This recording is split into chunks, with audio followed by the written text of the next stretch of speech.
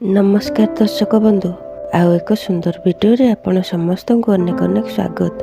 तो दर्शक बंधु भगवान समस्त को भिन्न भिन्न प्रकार रे गठन करिसेंती। किए टिके अल्प बुद्धियुक्त होइथिबा बेले कहार स्मरण शक्ति खूब प्रखर थाए। विशेषकर छात्र छात्री मानक क्षेत्र रे कम स्मरण शक्ति पाई असुविधा देखा मिलता है। जो पिला मानकर स्मरण शक्ति बा मन रखिबा शक्ति कम थाए से पिलाटी जल्दी पाठ सब मन रखि पारि न थाए, जहा फल कि से अन्य पिला मानक ठारू पछरे रहि जाय थाए। केवल जे पाठ पढ़ारे पछरे रहि जाए सेतिकी नुहे, से पिलाटी को निजर परिवार सांगसाथी शिक्षक और अन्य मानक ठारू मध्य बहुत कटु कथा शुणिबाकू पड़ी थाए। एपरि क्षेत्र रे से पिलाटीर बा दोष कौन, तार तो स्मरण शक्ति सेतिकी प्रखर नुहे ना।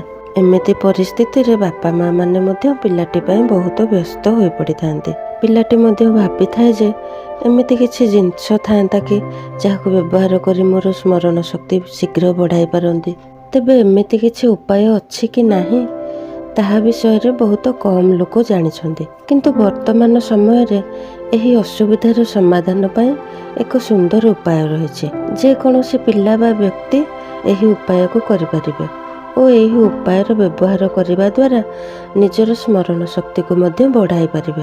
आज मु आपण मानकु सेही उपायटी कहबा सहित आउ 3-4टी उपाय मध्य कहबी।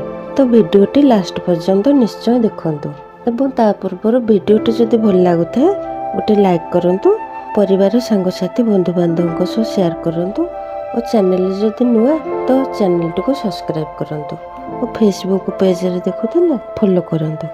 तो चलंतु स्टार्ट करबा। किछि बादाम किछि पान मधुरी सम परिमाण रे नियंतु और ताहार अधा मिश्री नियंतु। अर्थात बादाम और पान मधुरी को आपण जेतिक ओजन रो नेथिबे तार अधा परिमाण मिश्री नेबे। देखंतु जदि आपण माने बादाम 200 ग्राम नेले, पान मधुरी 200 ग्राम नेले तो 100 ग्राम रो मिश्री नेबे और यही तीनोटी जिनिस को मिसाई एक गुंड तैयारी करी गोटे जार रे रखिदेवे।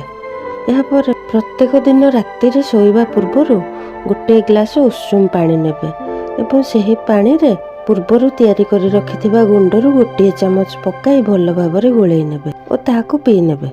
एमिति करिबा द्वारा आपण धीरे धीरे देखि पारिबे कि आपणको स्मरण शक्ति निश्चय बढ़िबारे लागुछि।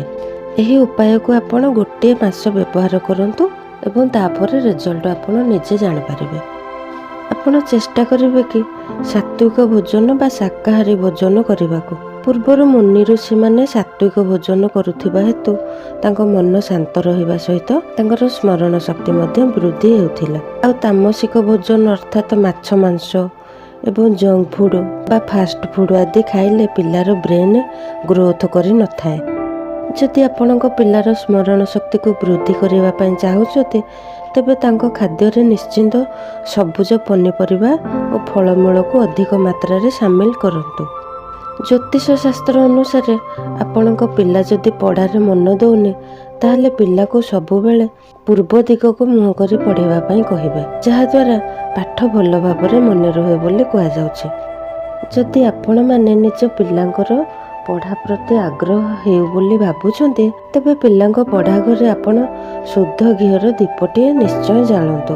एहा सहित सरस्वतींकर जंत्र को मध्य पिलांकर पढ़िबा घरे लगांतु, जहा फल रे पिलांको पढ़ारे मन लागि थाए एवं ज्ञानर विकास मध्य घटी थाए।